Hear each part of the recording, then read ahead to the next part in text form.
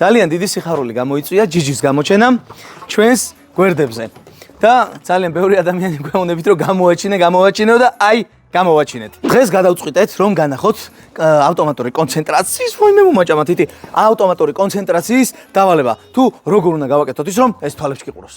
რა თქმა უნდა დაგჭირდებათ სასუსნავი მისი мотиваციის ასამაღლებლად ჩვენ ამ შემთხვევაში ვიყენებთ ბელკანდოს და ბარემ შეგახსენებთ რომ ჩვენი სპონსორი არის სოო მაღაზიათა ქსელი B-Vital Pet Food-ი, სადაც შეიძლება ეს საკვები და კიდე სხვა მრავალი. ახლა კი ნახეთ რას ვაკეთებ.